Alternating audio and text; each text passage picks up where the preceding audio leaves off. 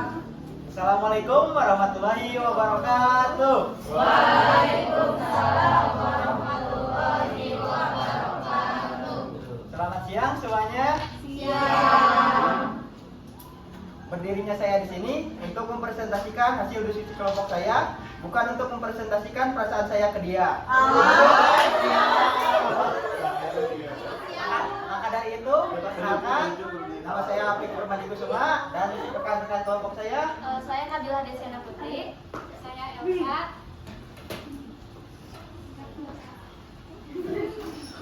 Pertama-tama saya ucapkan terima kasih kepada Bapak Dr. Haji Ijang Yusuf Ali, Sarjana Sains, Magister Ilmu Komunikasi, selaku dosen pengampu mata kuliah landasan pendidikan yang telah memberikan kesempatan kepada kelompok kami untuk melakukan presentasi pada hari ini. Kebetulan beliau belum hadir pada hari ini. Tak lupa, saya juga ucapkan terima kasih kepada teman-teman saya yang luar biasa yang sudah hadir pada presentasi kelompok kami pada hari ini. Sebelum dimulainya presentasi, kelompok kami punya jargon dulu nih untuk mulai presentasi kali ini. Kalian siap gak untuk ikuti jargonnya? Siap. Untuk jargonnya akan dipimpin oleh Elsa dan Nabila. Silakan. Ketika kita ngomong By educational sociology, we mean kalian bisa ikutin social group, social processes, and social relationship. sosial bro, sosial.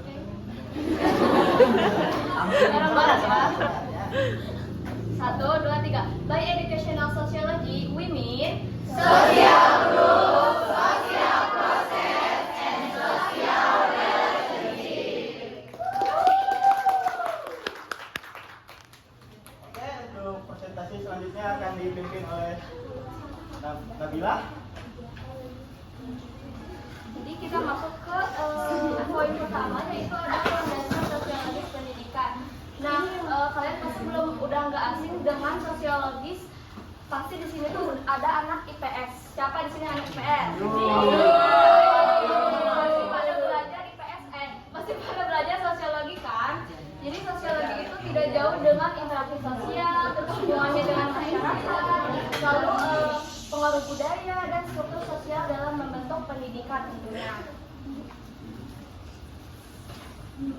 Lalu ada tujuan landasan sosiologis pendidikan. Yang pertama itu adalah memahami hubungan pendidikan dan masyarakat. Tentunya pendidikan ini tuh berpengaruh sangat penting kepada masyarakat karena tanpa pendidikan kita tuh gak bakal tahu gitu nilai-nilai, norma-norma atau aturan sosial yang ada di hubungan masyarakat tersebut. Nah, maka dari itu pendidikan itu tuh kita bisa mengetahui gitu. Maka sosiologis pendidikan itu kita belajar mengenai nilai-nilai, norma-norma, aturan sosial, gotong royong, dan toleransi. Lalu ada mengembangkan kurikulum relevan. Nah, seiring berjalannya waktu pasti kurikulum itu emang berganti ya, karena kita tuh pendidikan itu harus responsif. Dimana ini tuh kita emang harus mengembangkan gitu, mengembangkan kurikulum tersebut supaya jadi emang harus mengetahui kebutuhan pendidikan. Maka dari itu kurikulum memang harus dikembangkan. Lalu ada meningkatkan kualitas interaksi sosial. Tentunya kita dengan berinteraksi sosial itu ada yang pertama itu manfaatnya adalah menghargai pendapat orang lain, lalu bisa berpartisipasi dengan kegiatan sosial, lalu mengelola emosi dengan baik. Lalu ada membekali peserta didik dengan keterampilan sosial. Nah, maksudnya di sini membekali itu seperti kayak kita keterampilan sosial gitu loh, seperti kerja kelompok, lalu latihan keterampilan komunikasi dan modeling dan contoh positif. Lalu ada menyiapkan peserta didik menjadi warga negara yang baik.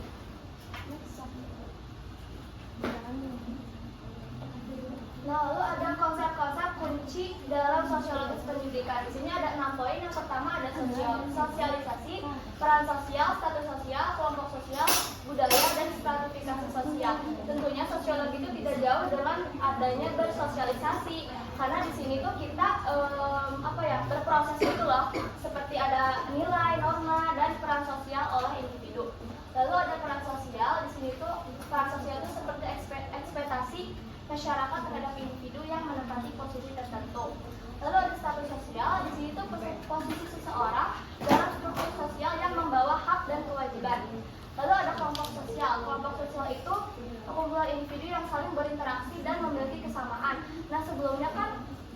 kelompok sosial itu ada banyak ya di pelajaran sosiologi seperti in, out, terus primer, sekunder yang kayak gitu kan sosiologi itu.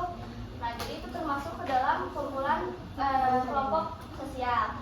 Lalu ada budaya, itu menyangkut sistem nilai, norma, dan keyakinan yang diwariskan dari generasi ke generasi. Lalu ada stratifikasi sosial. Di sini tuh ada pembagian masyarakat menjadi lapisan-lapisan berdasarkan kekuasaan, kekayaan, dan prestise. Lalu materi selanjutnya akan disampaikan oleh Elsa. Baik, yang selanjutnya yaitu mengenai teori-teori sosiologi pendidikan. Yang pertama itu ada teori fungsional, yaitu di mana kita melihat pendidikan ini sebagai lembaga yang berfungsi mempertahankan stabilitas sosial. Contohnya, kita sebagai calon tenaga pendidik perlu menerapkan kurikulum yang mengedepankan nilai-nilai kebangsaan dan nilai-nilai moral. Yang kedua ada teori konflik, yaitu menekankan adanya ketidaksetaraan dalam pendidikan yang memperkuat struktur sosial yang ada.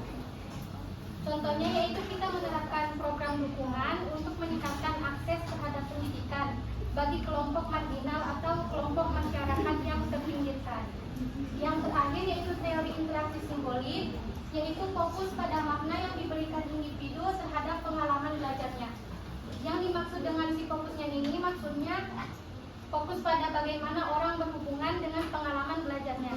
Hal yang dapat diterapkan oleh kita sebagai calon tenaga pendidik dalam teori ini ialah kita membuat pembelajaran yang kooperatif yang dapat mendorong interaksi antar siswa.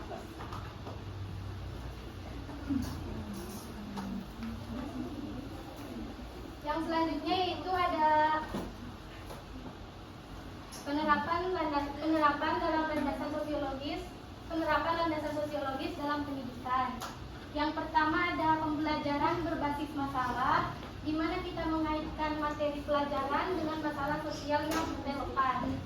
Dan yang kedua ada kunjungan lapangan, di mana kita membawa si peserta didik ini untuk mengamati langsung kondisi sosial yang ada di masyarakat. Dan yang ketiga yaitu diskusi kelompok, yaitu kita memfasilitasi si peserta didik untuk bertukar pikiran dan perspektif. Yang keempat ada pendidikan karakter, di mana kita mengembangkan nilai-nilai moral dan etika si peserta didik. Dan yang terakhir ada program inklusi, yaitu kita menciptakan lingkungan belajar yang ramah bagi semua peserta didik. Yang selanjutnya mengenai tantangan dalam penerapan landasan sosiologis pendidikan. Yang pertama ada keberagaman budaya dan sosial. Tentunya siswa berasal dari latar belakang sosial, budaya, dan ekonomi yang berbeda-beda. Nah, di mana kita di sini harus bisa menyesuaikan kurikulum dengan kebutuhan peserta didik yang berbeda-beda tersebut. Yang kedua itu perubahan sosial yang cepat, di mana kita harus menjaga agar materi pembelajaran tetap relevan dengan kondisi sosial yang selalu berubah. Dan yang terakhir itu ada keterbatasan sumber daya, yaitu kita harus bisa mengatasi kendala dalam implementasi program-program yang berorientasi pada sosial. Contohnya seperti kurangnya fasilitas yang mendukung pembelajaran yang berorientasi pada masalah sosial, seperti ruang diskusi yang kurang memadai atau akses internet yang kurang stabil. Di mana kita di sini harus bisa mengatasi hal tersebut. Baik, untuk slide selanjutnya akan dipaparkan oleh Kang. Baik, terima kasih untuk Bapak. Untuk selanjutnya, implikasi landasan sosiologis bagi praktik pendidikan. Sebelum membahas lebih lanjut, saya mau bertanya terlebih dahulu kepada teman-teman saya yang luar biasa. Apakah boleh? Boleh. Apa sih itu implikasi? Saya rasa itu adalah kata yang saya jarang dengar gitu kan. Baik. Apakah bisa? Apa sih itu implikasi? Apakah kalian tahu? Karena saya tidak mendengar. Apa dia? Apakah tahu? Tahu. Tahu Bang? Konsekuensi dari suatu sebab salah. Terima kasih atas jawabannya yang luar biasa. luar biasa.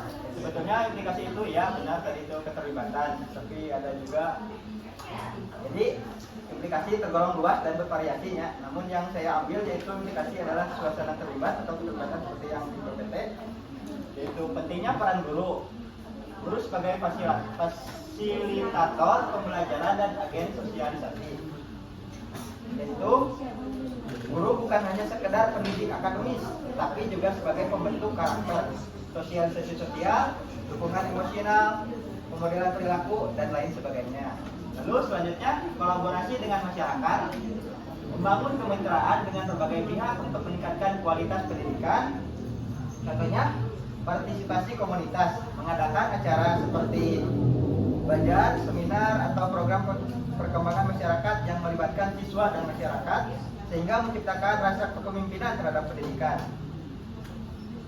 Lalu selanjutnya, evaluasi yang komprehensif, melihat keberhasilan pendidikan tidak hanya dari prestasi akademik, tapi juga dari perkembangan sosial dan emosional peserta didik. Jadi kita tuh melihat keberhasilan pendidikan itu bukan hanya dari presentasi akademik saja, baik dari perkembangan sosial dan emosional peserta didik juga sangat penting. Lalu ada jurnal, yaitu nama jurnal ISIP, Jurnal Ilmu Sosial dan Pendidikan. Judul Landasan Sosiologis dalam Pendidikan. Peneliti Satriadin menegaskan bahwa landasan sosiologis pendidikan adalah acuan atau asumsi dalam penerapan pendidikan yang bertolak pada interaksi antara individu sebagai makhluk sosial dalam kehidupan bermasyarakat. Lalu untuk selanjutnya dari artikel Bangekyo My ID, judul Landasan Sosiologis dalam Pendidikan, penulis Wahyu Egoce, menegaskan bahwa sosiologi pendidikan merupakan analisis ilmiah tentang proses sosial dan pola-pola interaksi sosial di dalam sistem pendidikan. Lalu untuk selanjutnya tanya jawab untuk teman-teman semua, jika ada yang ingin ditanyakan untuk diskusi kali ini silakan mengajukan tangan dalam 1, 2, 3.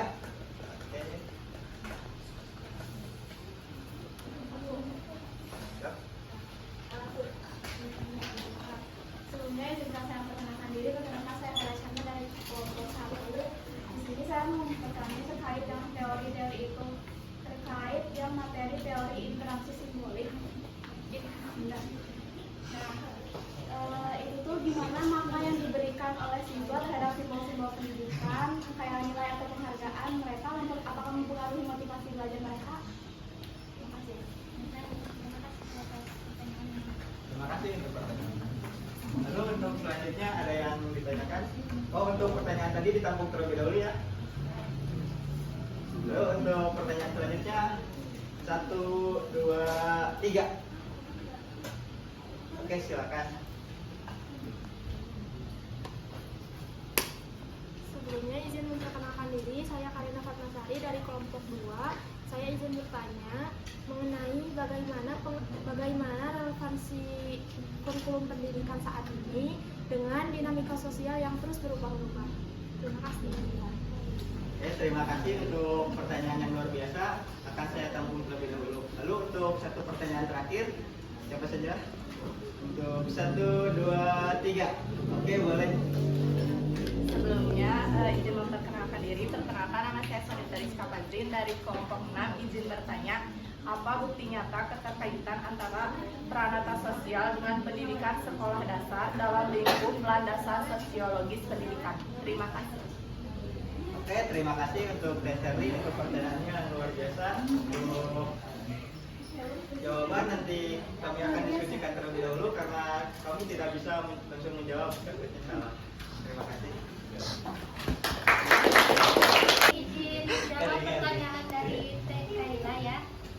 Soalnya yaitu bagaimana makna yang diberikan oleh siswa terhadap simbol-simbol pendidikan seperti nilai atau penghargaan mempengaruhi motivasi belajar mereka. Tentu saja ini sangat mempengaruhi motivasi belajar mereka. Simbol-simbol ini sering menjadi representasi dari prestasi atau sebagai validasi atas usaha yang mereka lakukan. Salah satu pengaruh tersebut ialah motivasi ekstrinsi.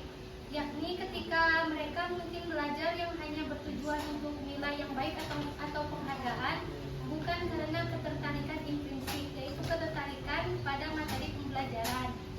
Hal ini bisa meningkatkan usaha mereka, tetapi kadang mengurangi kepuasan belajar karena fokus mereka hanya pada hasil, bukan pada proses pembelajaran. Pada akhirnya, bagaimana siswa memaknai nilai dan penghargaan itu tergantung pada faktor-faktor pribadi, keluarga, dan ruang lingkup sekolah yang membentuk persepsi mereka terhadap simbol-simbol tersebut. Baik, terima kasih. Apakah cukup? Baik, terima kasih. Untuk pertanyaan kedua dari Karina, bagaimana relevansi kurikulum pendidikan dengan dinamika sosial masyarakat yang terus berubah? Yang pertama itu kan udah dijelasin tadi, pendidikan itu emang harus responsif, terus harus mengetahui kebutuhan masyarakat juga. Nah, contohnya itu kurikulum yang relevan tuh harus mencakup keterampilan yang sesuai dengan perkembangan teknologi dan kebutuhan masyarakat. Keterampilannya itu seperti literasi digital, kemampuan berpikir kritis, dan kreativitas siswa. Terima kasih. Apakah cukup? Terima kasih. Oke, untuk pertanyaan selanjutnya dari Teh Serli. Untuk pertanyaannya, apa bukti nyata keterkaitan antara peranata sosial dengan pendidikan sekolah dasar dalam lingkup landasan sosiologis pendidikan? Untuk jawabannya, peranata sosial yaitu sistem yang mengatur perilaku masyarakat sosial. Lebih singkatnya, kebiasaan masyarakat atau norma. Sebelum berinteraksi atau menyapa guru, anak sekolah dasar selalu mengutamakan cium tangan. Itu merupakan salah satu bukti nyata keterkaitan antara peranata sosial dengan pendidikan sekolah dasar. Selain itu, contoh bukti nyata lainnya yaitu 5S 1K, senyum, sapa, salam, sopan, santun, dan klakson yang sudah kita terapkan. Dalam lingkup yang lebih luas ada istilah trisilas, yaitu ciri asih, ciri asah, dan ciri asuh. Ciri asih yang berarti saling menyayangi atau mengasihi, ciri asah yang berarti saling mencerdaskan, ciri asuh yang berarti saling membimbing. Demikian, itulah contoh-contoh kecil keterkaitan antara keduanya. Dan masih banyak lagi yang perlu kita gali dan terapkan dalam kehidupan sehari-hari. Apakah sudah terjawab, Teh Serli? Sudah, terima kasih. Oke, terima kasih, Teh Serli. Untuk kesimpulan dari presentasi hari ini yaitu landasan sosiologis pendidikan memberikan perspektif yang holistik tentang pendidikan. Dengan memahami landasan ini, pendidik dapat menciptakan lingkungan belajar yang relevan, inklusif, dan mampu menghasilkan lulusan yang siap menghadapi tantangan masa depan. Terima kasih. Cukup sekian presentasi dari kami. Presentasi yang usai begitu cepat, sama halnya dia yang kisahnya singkat tapi energinya banyak.